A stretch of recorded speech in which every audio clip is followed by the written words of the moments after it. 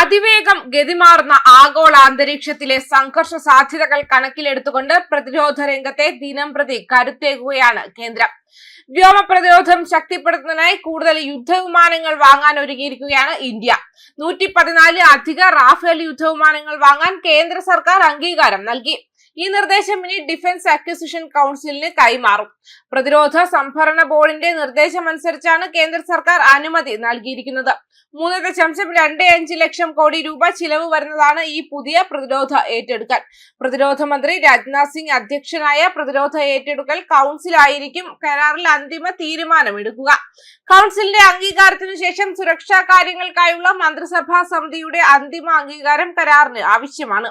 ഈ അംഗീകാരങ്ങൾ ലഭിച്ചാൽ ഫെബ്രുവരിയിൽ പ്രധാനമന്ത്രി നരേന്ദ്രമോദിയും ഫ്രഞ്ച് പ്രസിഡന്റ് ഇമ്മാനുവൽ മാക്രോണും തമ്മിൽ നടക്കാനിരിക്കുന്ന നിർദ്ദിഷ്ട കൂടിക്കാഴ്ചയിൽ ഈ പ്രതിരോധ കരാറുമായി ബന്ധപ്പെട്ട് ചർച്ചകളും തീരുമാനങ്ങളും ഉണ്ടാകുമെന്നാണ് കരുതപ്പെടുന്നത്.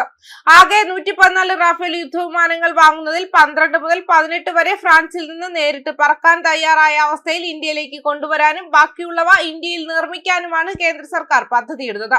കഴിഞ്ഞ വർഷം 114 റാഫേൽ വിമാനങ്ങൾ കൂടി ആവശ്യപ്പെട്ട് വ്യോമസേന പ്രതിരോധ മന്ത്രാലയത്തിന് ഔദ്യോഗിക നിർദ്ദേശം സമർപ്പിച്ചിരുന്നു. കരാർ ഒപ്പുവെച്ചാൽ ഫ്രഞ്ച് യുദ്ധവിമാനങ്ങളുടെ ഏകദേശം 80% ഇന്ത്യയിൽ തന്നെ നിർമ്മിക്കാൻ കഴിയും. നിർദ്ദിഷ്ട പദ്ധതി പ്രകാരം ചില നിർമ്മാണ സൗകര്യങ്ങൾ ഫ്രാൻസിൽ നിന്നും ഇന്ത്യയിലേക്ക് മാറ്റുന്നതും കാണാൻ കഴിയും.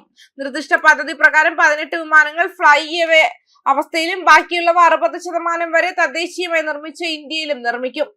കരാർ ഉടൻ ഒപ്പുവെച്ചാൽ ആദ്യത്തെ 18 വിമാനങ്ങളുടെ വിതരണം 2030 മുതൽ ആരംഭിക്കും. പാകിസ്ഥാനുമായും ചൈനയുമായും ഇന്ത്യ ദ്വിമുഖ സംഘർഷ ഭീഷണി നേരിടുന്ന സാഹചര്യത്തിലും ബംഗ്ലാദേശും സുരക്ഷാ ആശങ്കയായി മാറിക്കൊണ്ടിരിക്കുന്ന സാഹചര്യത്തിലും 3 അതിർത്തി മുന്നണികളിലെ സുരക്ഷാ ഭീഷണികളെ ഒരേ സമയം കൈകാര്യം ചെയ്യുന്നതിനായി നൂതന യുദ്ധവിമാനങ്ങളുടെ സ്ക്വാഡ്രണുകൾ വർദ്ധിപ്പിക്കാൻ വ്യോമസേന ആഗ്രഹിക്കുന്നുണ്ട്.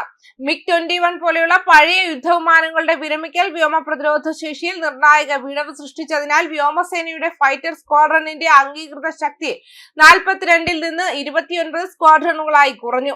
രാജ്യത്തിന്റെ തദ്ദേശീയ യുദ്ധവിമാന പദ്ധതിയായ LCA Mark 1A വിമാനത്തിന്റെ നിർമ്മാണം GE എഞ്ചിനുകളുടെ ഇറക്കുമതിയിലെയും വിദേശ നിർമ്മിത ഉപകരണങ്ങളുടെ സംയോജനത്തിലെയും പ്രശ്നങ്ങൾ കാരണം വൈകുകയാണ്.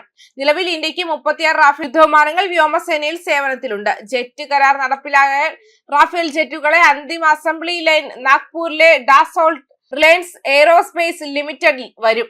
ഇപ്പോൾ ഇത് ഫ്രഞ്ച് വ്യോമയാന കമ്പനിയായ ഡാസോൾട്ട് ഏവിയേഷന്റെ അനുബന്ധ സ്ഥാപനമാണ്. ടാറ്റ, മഹീന്ദ്ര, ഡൈനാമാറ്റിക്സ് ടെക്നോളജീസ് ലിമിറ്റഡ് തുടങ്ങിയ നിരവധി ഇന്ത്യൻ കമ്പനികൾ ഈ പദ്ധതിയുടെ ഭാഗമാകാൻ സാധ്യതയുണ്ട്.